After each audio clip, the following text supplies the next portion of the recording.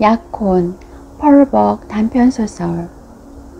나도 까닭을 모르겠어요.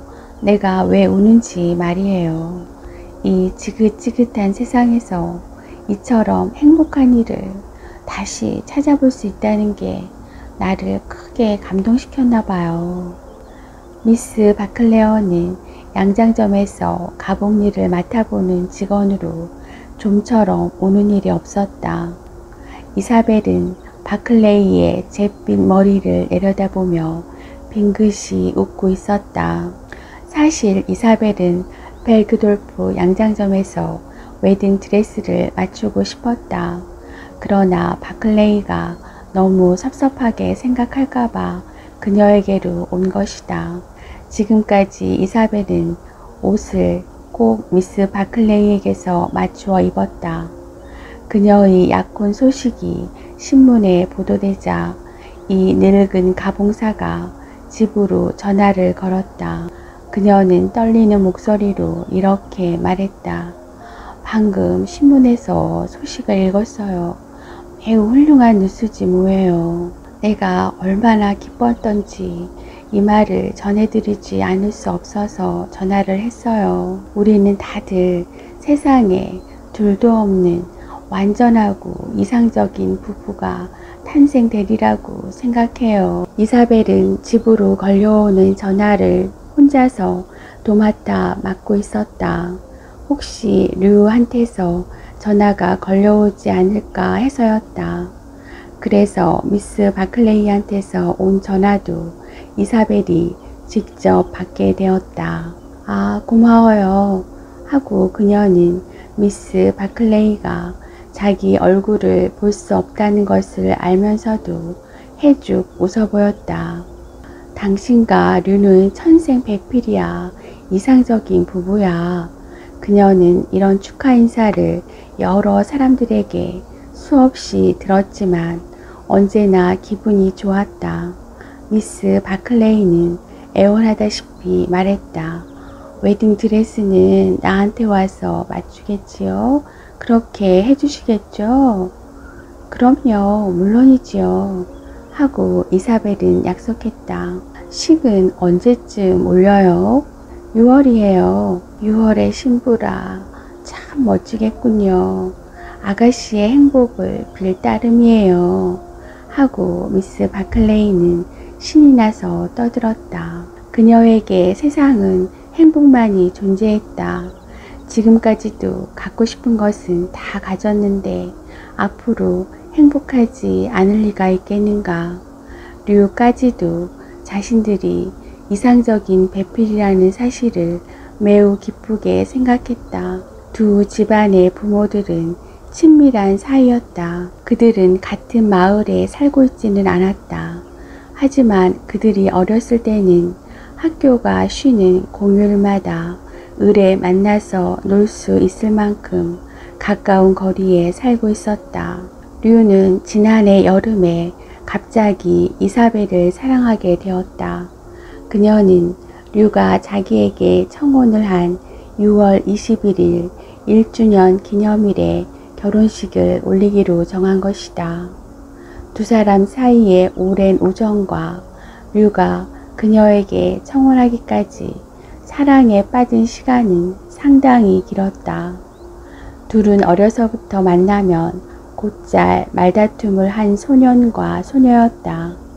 그들은 나중에 장성해서 둘 다 키가 크고 금발에 푸른 눈동자의 어엿한 젊은 신사와 숙녀가 되었다. 그리고 남들이 모두 인정하듯이 동등한 가문에 속해 있다는 사실을 알고 난 후 서로에게 무척 흥미를 느끼게 되었다.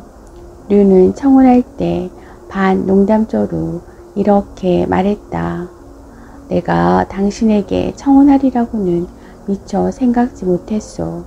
그런데 나는 지금 꼭 당신과 결혼하고 싶소. 왜 나와 결혼하고 싶지 않았나요? 아마 부모님이 몇 해째 계속해서 그런 암시를 하신데 반발심이 생겼던 모양이요. 당신도 알다시피 우리가 결혼하면 얼마나 좋을까 하고 언제나 양쪽 부모님이 말했잖소. 그녀도 이 말에 동감이었다. 부모님들은 주책이에요. 그렇지만 우리는 늘 마음이 잘 맞았지. 자, 그러니 우리의 결합을 부모님이 소원한 일이기는 하지만 그런 건 신경 쓰지 말고 나와 결혼해 주겠소. 그녀의 마음은 몇 가지의 충격을 받아 흔들리기 시작했다. 6월의 푸른 하늘에는 흰 구름이 무리지어 고요히 떠다녔다. 언덕 위에 세워둔 류의 작은 무게 자동차 안에 두 젊은 남녀가 나란히 앉아 있었다.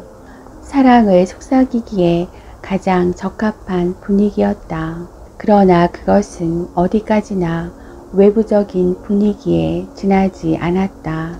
그녀의 내부도 사랑의 아름다움이나 오랫동안 꿈꿔왔을 뿐 아직 한 번도 받아보거나 주어보지 못한 사랑의 감정으로 가득했다. 류는 순식간에 마음이 끌리는 사나이였다. 잘생기고 성질이 느긋하면서도 미련하지 않았다. 양가가 다 부유하여 피차에 덕을 보거나 손해를 입는 일이 없고 서로 사랑을 신뢰할 수 있었다. 류의 어깨에 머리를 기댄 이사벨과 이사벨에게 몸을 꼭 붙이고 앉은 류는 서로 행복에 겨워 정신없이 시골길을 달렸다. 무작정 빠른 속도로 온종일 달리고 나서 저녁 늦게야 이사벨이 집 앞에 차를 멈추었다. 류는 이렇게 말했다. 우리가 결혼하면 여러 가지로 좋은 점이 많아요. 가장 좋다고 할 수 없지만 그 중에 하나는 일가 친척들이 모두 행복해 할 거요. 이것은 당신도 내 뜻과 같을 거요. 그렇다고 내가 그들을 즐겁게 해주기 위해 당신과 결혼하는 것은 물론 아니요. 다른 사람이 좋아하든 싫어하든 상관없이 나는 당신하고 결혼할 거요. 아무튼 전에도 즐거웠고 지금도 마냥 즐겁기만 했다. 그러나 지금 이사벨은 가봉실에서 깊은 생각에 잠겨 있었다. 울음을 그치고 다시 바늘을 입에 가득 물고 우물거리는 미스 바클레의 느린 솜씨에 화가 나는 것을 꾹 참으면서 속으로 고민하고 있었던 것이다. 그녀는 자기의 고민을 바로 류에게 알리는 것이 옳은 일이라는 걸 알고 있었다. 하지만 차마 맞대놓고 말할 용기가 나지 않았다. 그러나 어차피 할 말이라면 두 집 부모들에게 하는 것보다는 류에게 직접 말하는 편이 옳을 것이다. 그녀는 지금 두 사람이 약혼한 사실을 곧바로 양가의 가족들에게 알린 게 잘못이었다고 생각했다. 처음 얼마 동안은 약혼 이후의 심경을 서로 검토해 보아야 했다. 적어도 한두 달쯤은 두 사람이 결혼에 대해 깊이 고민하면서 철저히 시험해 보아야 했다. 그런 후에 자신이 생기면 공개했어야 옳은 일이었다. 그랬다면 그녀는 거리낌 없이 류에게 말할 수 있었을 것이다. 류, 뭐라고 말해야 할지 얼른 생각이 나지 않는군요. 아마도 내가 철이 없어 너무 열중했나 봐요. 나는 지금 당신과 결혼하고 싶지 않아요. 미안한 말이지만 지금 제 심경이 그래요. 빨리 다른 여자를 고르고 우리는 전과 같이 순수한 우정으로 돌아가요. 일이 이렇게 된 것은 그녀의 실수였다. 어머니가 오래전에 그녀에게 일러준 것처럼 이런 일이 일어나는 것은 언제나 여자의 잘못이다. 청혼을 받아들이거나 하지 않는 것은 오직 여자에게 달려있다는 것이었다. 지금에 와서 파혼해 버린다면 가족들이 얼마나 서운해 할까. 그녀는 외동딸이고 류도 외아들이다. 그리고 양가의 부모님은 매우 친한 사이다. 그런 까닭에 자식들이 약혼한 뒤로 두 집안의 부모님은 마치 한 집안이나 된 것처럼 가까워졌다. 양가 어머니는 벌써 손자를 볼 꿈까지 꾸고 있었다. 그들은 단둘이 있을 때에는 말이 적었다. 류는 밤바람에 그녀를 안아주었으며 그녀도 안기기를 원했다. 류는 교양 있는 젊은이라 최후의 선을 넘지 않을 것을 그녀는 알고 있었으므로 그의 품속에서도 마음을 놓을 수 있었다. 둘이 다 말은 하지 않았지만 최후의 선을 넘어서는 안 된다는 것을 서로 알고 있었다. 그녀는 때때로 이런 생각을 했다. 즉 자기와 류가 상대방을 좀 덜 알고 있거나 또는 자기만이라도 류의 가정적인 배경에 대해 몰랐다면 어땠을까. 다시 말해 대대손손 점잖은 집안의 후손이며 고상하고 명랑한 부모 때에 와서 가풍이 이루어졌다는 것을 몰랐다면 그녀는 벌써 파혼하자고 말했을 것이다. 그리고 류도 말은 하지 않지만 그녀의 입장과 비슷할 것이다. 미스 바클레이는 관절염을 앓는 무릎을 억지로 일으키며 말했다. 이제 옷자락이 바로 잡혔어요. 곱게 줄어지지가 않아요. 당신이 노란색보다 분홍빛이 감도는 상아색 공단을 고른 것은 훌륭한 선택이에요. 분홍빛이 당신의 살결을 한결 예쁘게 보이도록 하는군요. 이사벨은 손목시계를 들여다보았다. 류가 이리로 온다고 했는데. 미스 바클레이는 깜짝 놀랐다. 어머, 신랑이 결혼식 전에 신부가 입을 드레스를 보면 재수가 없대요. 이사벨은 두 볼에 보조개를 만들며 방긋이 웃었다. 결혼식 때 놀랄까봐 미리 봐두고 눈에 익혀야겠다는 걸요.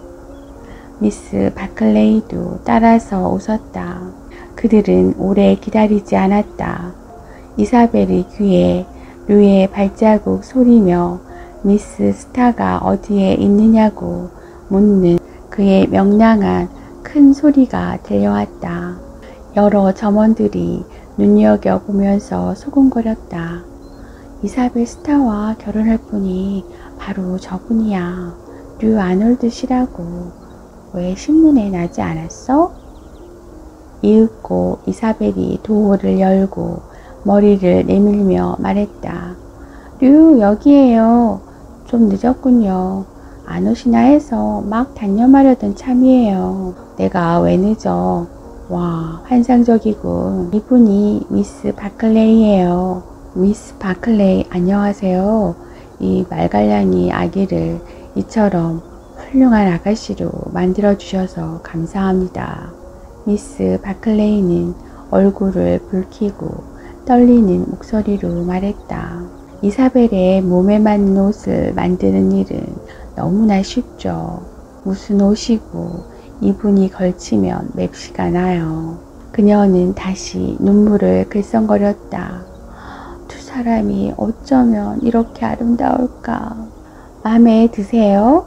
이사벨이 긴 금빛 눈썹에 힘을 주면서 류에게 물었다. 마음에 들고 말고 황홀할 지경인데. 류는 단호한 어조로 말했다. 이사벨은 미소를 지으며 그러시다면 나도 만족해요. 미스 바클레이, 이 옷 좀 벗겨주세요. 티파니 상점에서 어머니와 아버지를 만나기로 했어요. 어머니가 제게 진주를 주시려고 다시 세팅하신대요. 하고 말했다. 류는 이사벨의 팔을 끼고 그녀의 장갑 낀 손가락을 꼭 쥐었다. 당신의 웨딩드레스를 미리 보게 해줘서 무척 기뻤소. 하고 그는 진지한 목소리로 말했다. 이사벨은 그를 힐끗 쳐다보고서 그의 얼굴이 약간 긴장되었다는 것을 느꼈다. 그는 사람들이 많이 오고 가는 큰 길을 내려다보고 있었다. 왜요? 하고 그녀가 되물었다. 우리가 결혼한다는 게 이제서야 실감이 나니까. 그는 역시 진지한 목소리로 대답했다. 그럼 지금까지 믿어지지 않았던가요? 확신하기는 어려웠지. 간혹 의문이 생길 때가 있더군. 하고 그는 고백했다. 그렇지만 지금은 분명히 믿게 되었어. 청첩장이 발송되고 결혼 반지에 이름과 날짜를 새겨놓고 예보까지 다 지어 놓았으니까. 그녀가 말을 받았다. 꽃 주문도 끝내고 아직 굽지는 않았지만 케이크 모양도 결정되었어요. 주례를 맡아주실 목사님의 승낙도 받았고요. 일은 다 된 거군. 그들은 티파니 상점 문 앞에 멈춰섰다. 오늘 점심을 같이 할까? 그가 물었다. 오늘은 안 돼요. 그녀는 명랑하게 대꾸했다. 류는 그녀의 손에 입술을 대고 모자를 벗어들었다. 그녀는 어쩌다가 자신의 심경을 자문자답할 정도로 바보가 되었나 하고 이상하게 생각했다. 그녀는 지금까지 류처럼 자연스럽게 자기 손에 키스할 수 있는 청년을 만나본 적이 없었다. 세상에서 류만한 청년은 어디에도 없었다. 그러므로 양가의 부모님과 미스 바클레이가 류에 대해 내린 평가는 정확했다. 자기와 류는 사실 이상적인 부부요 천생배필임에 틀림이 없었다. 그녀의 눈에 아버지와 어머니가 번쩍거리는 보석 진열장 앞에서 자기를 기다리고 있는 것이 보였다.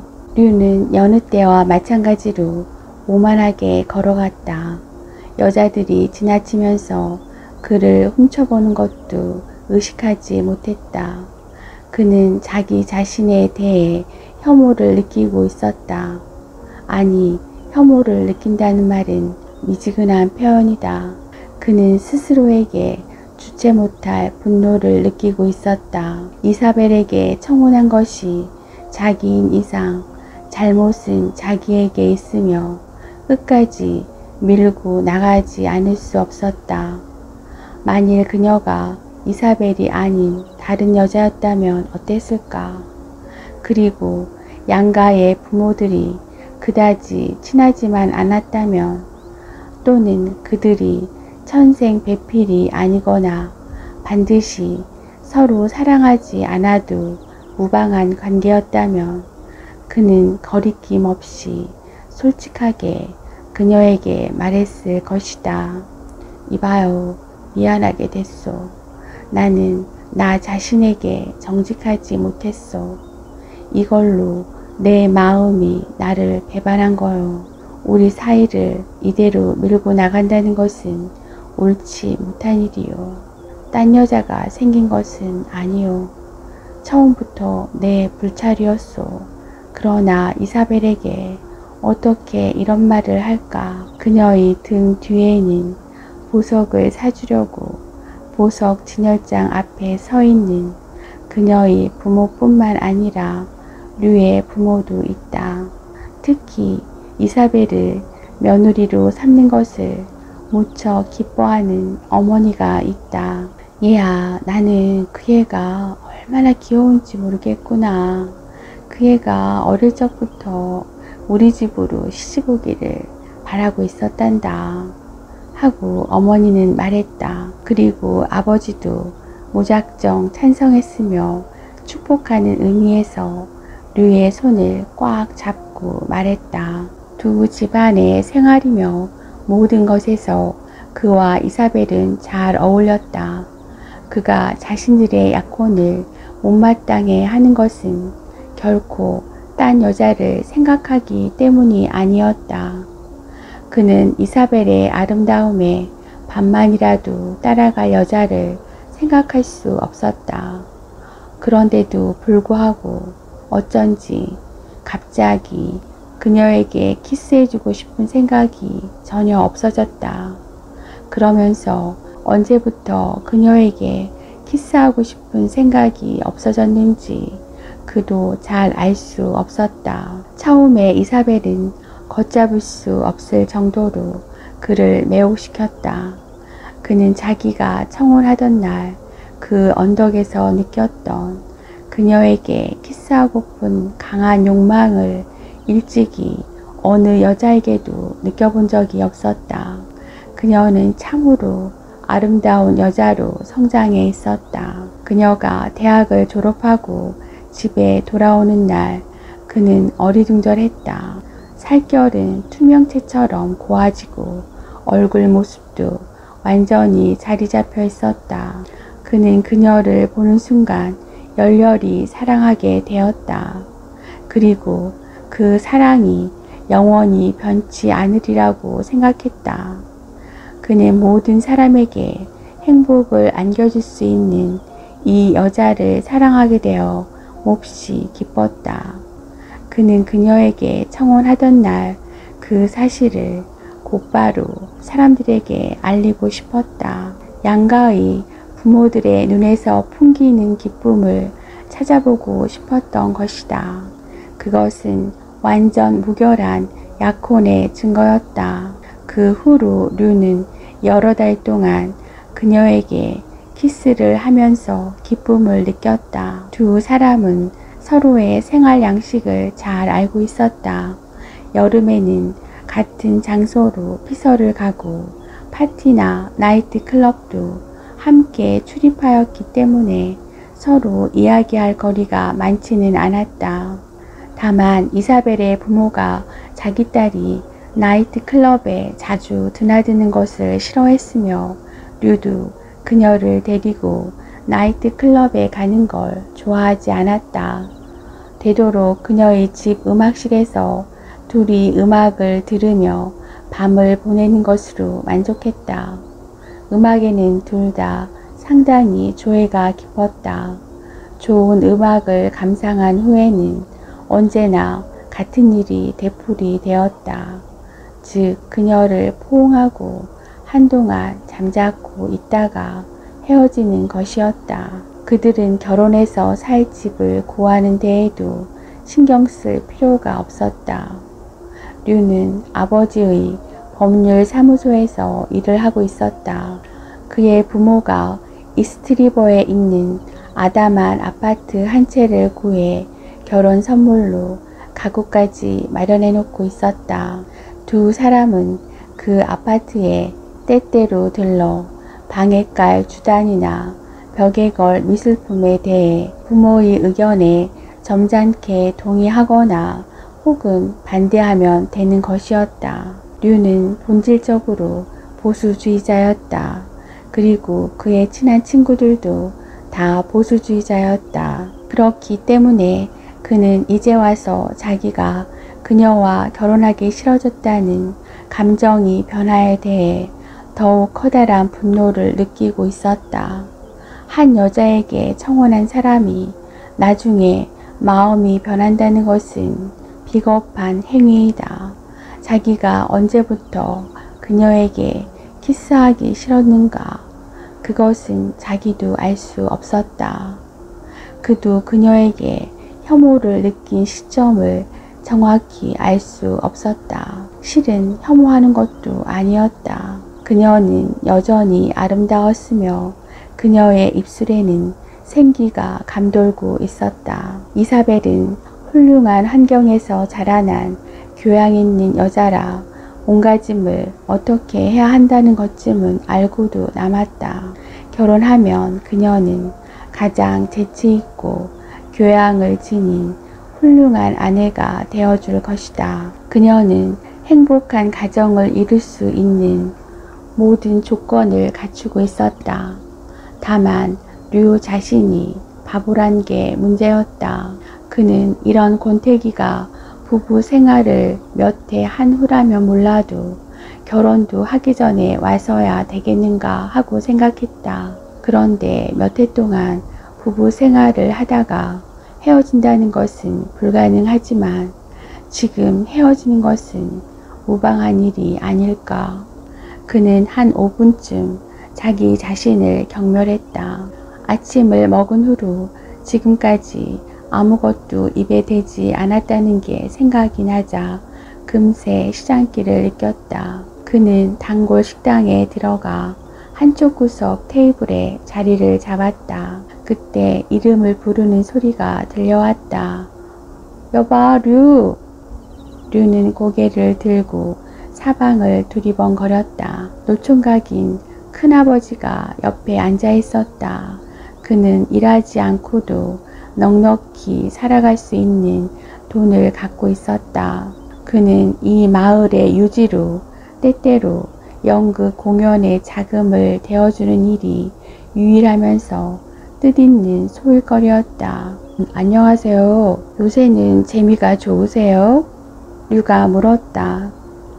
좋지. 곧 파리로 떠나려고 해. 그런데 네 어머니가 나더러 결혼식이 끝날 때까지 기다려줬으면 하더라 하고 큰아버지가 말했다.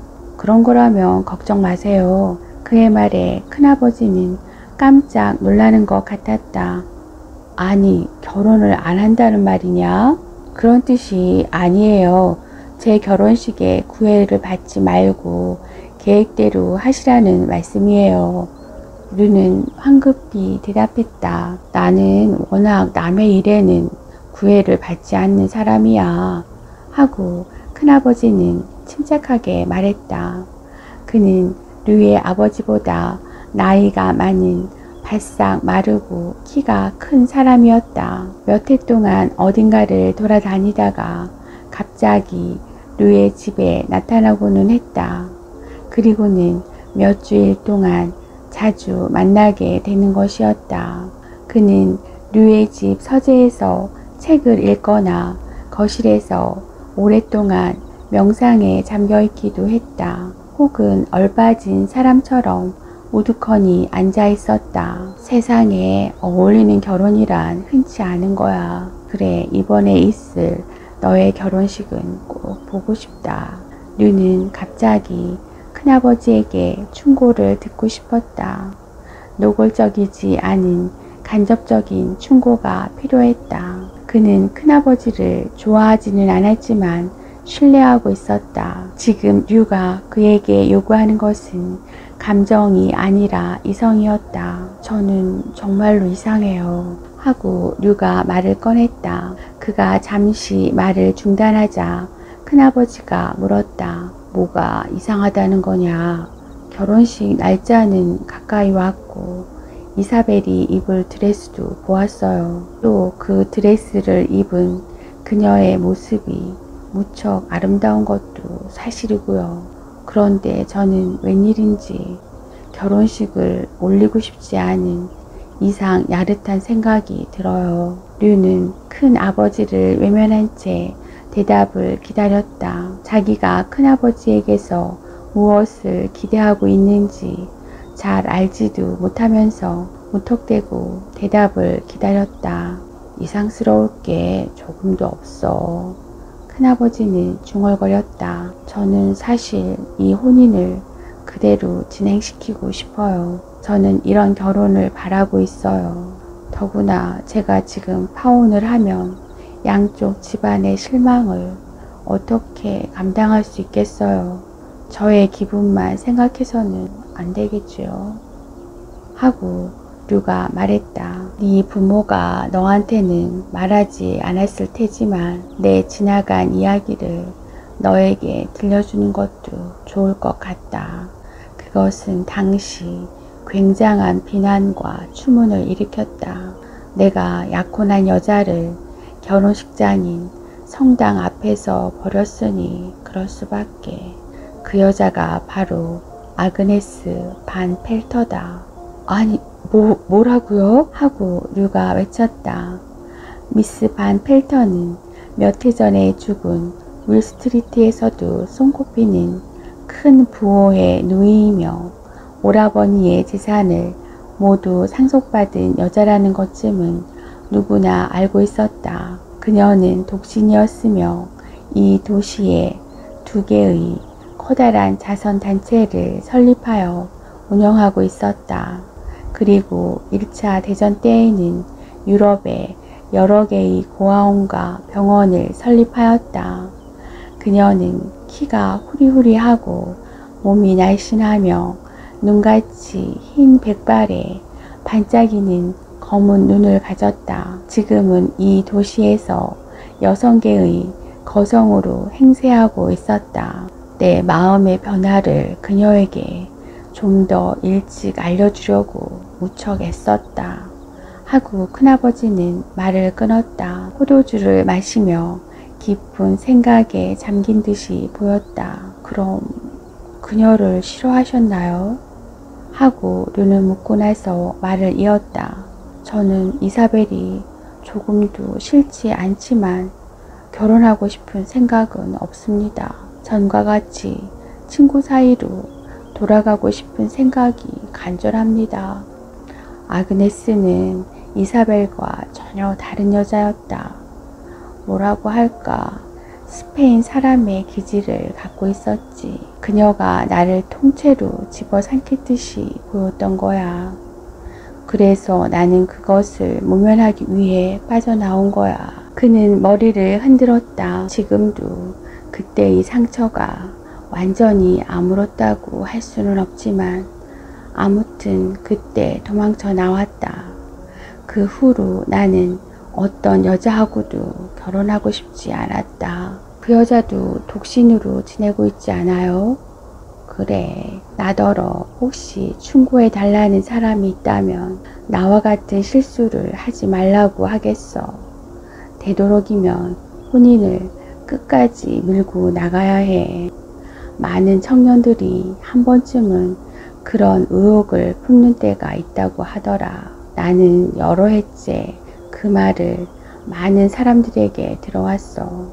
한번 꾹 참고 견디면 일은 무사해진다더라. 그러나 나야 알 수 없지.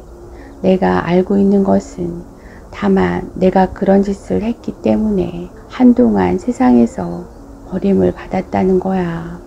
하지만 나는 그 일에 대하여 후회한 적은 없다. 내가 젊었을 때만 해도 그런 일은 매우 중요한 문제로 여겼지. 요즘에는 별로 문제시 하는 것 같지 않아. 요즘 사람들은 쉽게 잊어버리지. 큰아버지는 갑자기 힘을 주어 말했다. 하려거든 결혼식 단상에 올라설 때까지 미루지 말고 당장에 해치우거나 그렇지 않으면 영원히 평화를 유지하라는 말이다.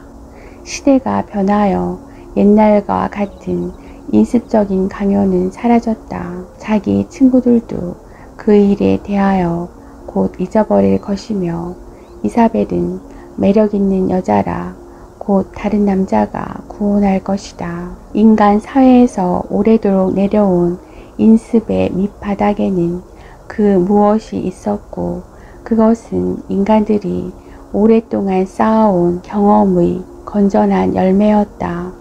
많은 사람들의 행복을 위해 한 사람이 불행하게 되면서 생활의 토대가 유지되는 것이다. 이것이 인간 생활의 본질이다. 아버지에게 말씀드릴 수는 없다.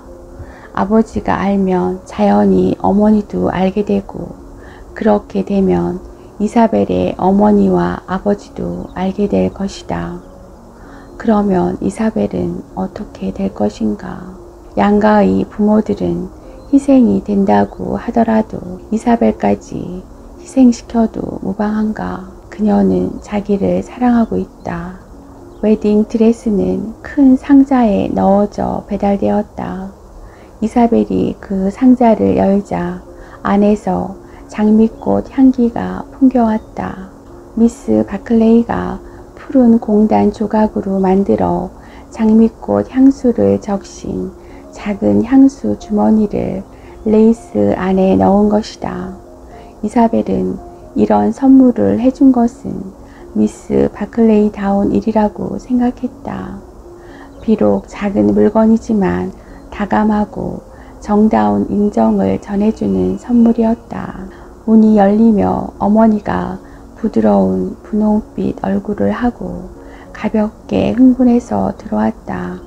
예, 방금 류의 할머니가 아름다운 선물을 보내왔다. 은으로 만든 티세트인가 보다. 너는 정말 행복할 거야. 나는 그걸 확신해. 여자가 잘 어울리는 남자와 결혼하면 아주 행복하게 되는 법이란다. 이사벨은 지금이 바로 말할 기회라고 생각했다. 당장에 말해야 한다. 모든 면에서 류는 자기와 어울리는 남자처럼 보이지만 그이와 자기는 사실상 어울리지 않는다는 사실을 지금 곧 말해야 한다. 어머니가 속삭이듯이 말했다. 얘야, 난 참 기쁘다. 지금 어떻게 말할 수 있을까? 어머니 눈에 이슬이 맺혀 있는데. 이사벨은 너무나 기막힌 사실에 고민했다. 자기가 류를 사랑하지 않는다는 사실을 누구에게도 말할 수 없었기 때문에 차츰 그를 미워하기 시작했다. 이 사실은 비열하고 부당한 일이었다. 류에게 전과 다른 점이 있는가? 없다. 그녀도 자기가 사랑하기 시작하였을 때의 류와 지금의 류가 조금도 변함이 없다는 사실을 알고 있었다. 불과 몇 주일 전만 해도 그가 자기에게 키스해 줄 때 무척 흐뭇했다. 그런데 지금에 와서는 그의 키스가 불쾌하다니. 그리고 어느 날 저녁에 그녀는 류가 기다리는 아래층으로 내려갔다. 그것은 결혼식 날까지 단 둘이 만날 수 있는 마지막 저녁이었다. 내일부터 결혼식 날까지 파티와 만찬회가 계속 약속되어 있었기 때문이다. 그녀는 류와 단둘이 있는 시간을 되도록 피하기 위해 초대에 다 응했다. 둘이 같이 파티에 가서 남들하고 어울리면 약혼자 행세를 하기가 무척 쉬울 것이었다. 두 사람은 다 키가 후리후리하고 아름다운 금발과 푸른 눈을 갖고 있어 외모로는 어울렸다.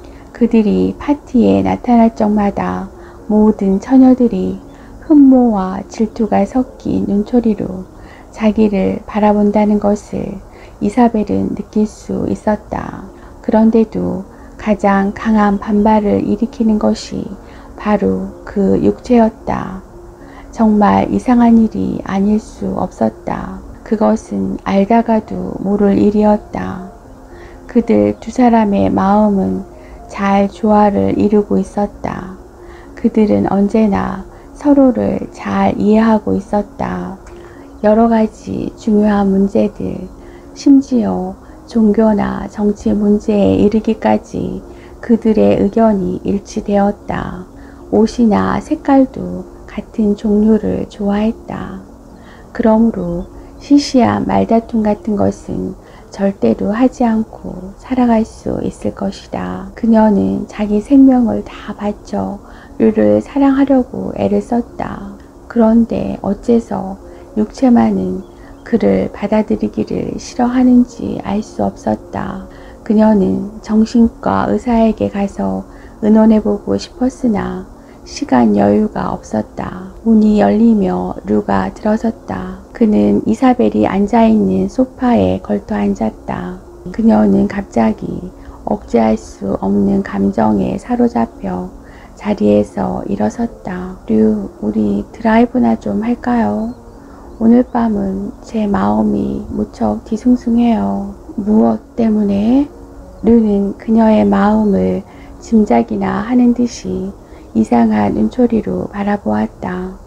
정말 짐작하고 있지나 않을까 하고 그녀는 생각했다. 저도 모르겠어요. 아무것도 두렵지 않으면서도 모든 것이 두려운걸요. 류가 자리에서 벌떡 일어났다. 자, 갑시다. 그녀는 지금은 말하지 않고 어느 한적한 곳에 가서 달이 없는 하늘 아래서 말할 심산이었다. 그때 그에게 솔직하게 말하리라. 어찌하여 자기에게서 사랑이 떠나는지는 알 수 없지만 이미 자기는 그를 사랑하지 않는다고. 사랑이 없는 그녀의 마음은 차디차고 공허했다. 그녀는 사랑이 다시 돌아와 주기를 소망하고 또 자기에게 사랑의 감정이 다시 일어나기를 바라고 있었다. 자기가 그에게 사랑을 느끼지 못한다는 게 류의 유일한 흠이지 결혼 상대자로서는 다른 결함은 없었다. 사랑 이외에는 모든 조건이 구비되어 있는 그와 결혼하고 싶었기 때문에 어떻게 해서든지 사랑을 되찾으려고 했다. 그것은 파혼을 선언하는 것이었다. 그렇게 하면 약혼하기 전에 가졌던 안정된 우정으로 되돌아가 그를 다시 좋아하게 될 것이다. 그것이 피차에 만족을 줄지도 모른다. 류는 시동을 걸면서 물었다. 어디 가고 싶은 데가 있소? 없어요. 교회라면 어디든지 좋아요. 그들은 말없이 차를 몰았다. 어느 쪽에서도 먼저 손을 내밀어 상대방의 손을 잡으려고 하지 않았다. 류는 별만이 반짝이는 어두운 하늘 아래에서 어둠을 뚫고 북쪽을 향해 차를 몰았다. 부드럽고 훈훈한 바람이 두 사람의 얼굴로 불어왔다. 류, 여기서 잠깐 차를 멈춰요. 당신에게 꼭 할 이야기가 있어요. 라고 말을 했지만 입술이 메마르고 심장이 뛰어 미룰 수밖에 없었다. 그녀가 마음이 좀 가라앉기를 기다리고 있을 때 류가 바로 그 말을, 그녀가 생각만 하고 있던 바로 그 말을 입 밖에 내는 것이 아닌가. 그녀는 깜짝 놀랐다. 이사벨, 여기서 잠시 차를 멈춥시다. 너무 늦기 전에 꼭 당신에게 해야 할 이야기가 있어. 류는 한길가의 커다란 나무 아래에다 차를 세웠다. 머리 위에서는 별들이 반짝였다. 류, 무슨 말이에요? 이사벨은 어리둥절했다. 이야기를 어떻게 시작해야 할지 모르겠군. 류는 손을 더듬거려 담뱃갑을 찾았다. 그의 큰 손이 떨린다는 걸 알 수 있었다. 벌써 몇 주일 전에 했어야 했는데 지금까지 미루었지만 이제는 꼭 해야겠소. 당신뿐만 아니라 나의 앞길을 위해서도 이 말을 하지 않을 수 없소. 이사벨, 난 결혼을 못하겠소. 칼자루를 잡은 사람은 이사벨이 아니라 류였다. 그리고 칼날을 꽂은 사람도 역시 류였다. 그녀는 이 칼날이 자기를 찌르는 것을 느꼈다. 그런데 이상하게도 그 칼날에 찔릴 때 고통을 느꼈다. 그녀는 말없이 멍하니 앉아 있었다. 어머, 당신도 나와 꼭 같은 심정이었군요. 나도 지금 그 말을 하기 위해 용기를 내려는 참인데 하고 곧 대들지 못하고 왜 멍하니 앉아있기만 할까. 그녀는 한마디도 입 밖에 내지 못했다. 류에 대하여 분노가 치밀었다. 내가 괴로운 것처럼 류도 괴로움을 당하게 해야지. 나도 영문을 모르겠소. 나도 나 자신을 미워하오. 지금도 당신을 꼭 아내로 맞이하고 싶은 사랑스러운 여자라고 생각하고 있어요. 당신은 나무랄 데가 하나도 없고 자랑스럽기까지 하오. 당신처럼 지성적이면서도 재미있는 여자를 아내로 맞이하는 것이 어떻게 영광스러운 일이 아니겠소. 그러나 그 영광이 나한테서 떠나갔나 보. 나도 왜 이러는지 알 수 없소. 그녀는 그제서야 입을 열었다. 당신의 변한 마음을 진작 나에게 알려주지 않다니 잔인해요. 전적으로 잘못했어. 그러나 바로 말할 필요가 없다고 생각했어.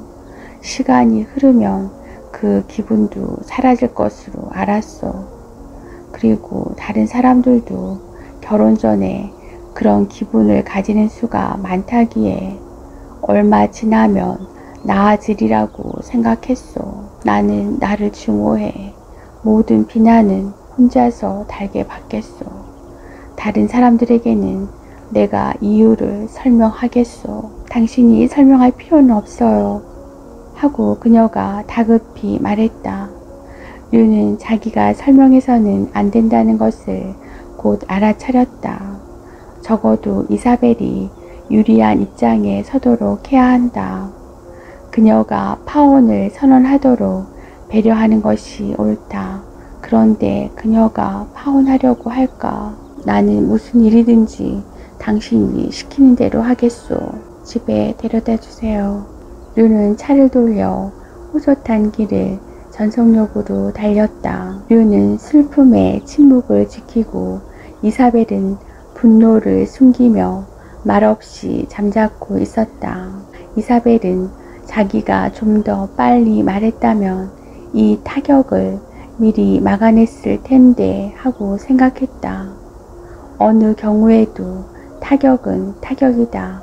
그의 사랑을 잃은 사람이 바로 자신이라는 것을 도저히 잊을 수 없을 것이다.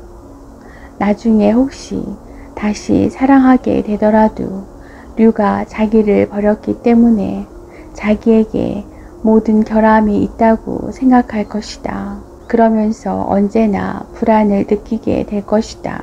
그녀도 그를 사랑하지 않게 된 것이 사실이다.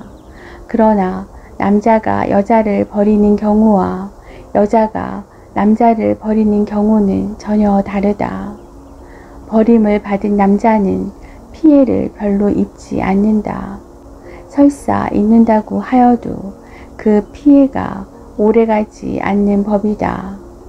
그러나 버림을 받은 여자는 한평생 그 타격을 저버릴 수 없다. 류와 그녀 사이의 우정도 영원히 되찾지 못할 것이다. 그를 만날 적마다 그가 먼저 파혼을 선언했다는 것이 회상될 것이다. 그녀가 입은 마음의 상처는 사랑 때문이 아니라 자존심으로 다시 피를 흘리게 될 것이다. 나는 언제까지나 나 자신을 증오하겠소. 그는 어둠 속에서 중얼거렸다.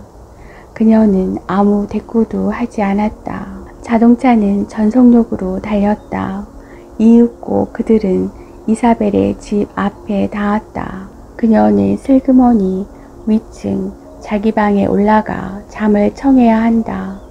부모에게 불쾌한 소식을 전하는 것은 연기할 수밖에 없었다. 자기 자존심 때문에 류에게 벌을 주는 일은 삼가야 한다.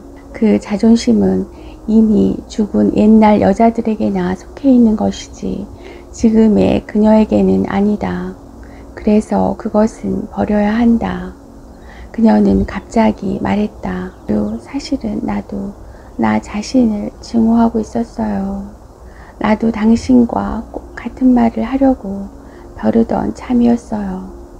결혼을 포기하자는 제 말이에요. 류는 그녀의 말에 귀를 기울였다. 그리고 자기 마음이 가라앉기를 기다리다가 갑자기 큰 소리로 말했다. 왜 당신은 내가 말하기 전에 말하지 않았소?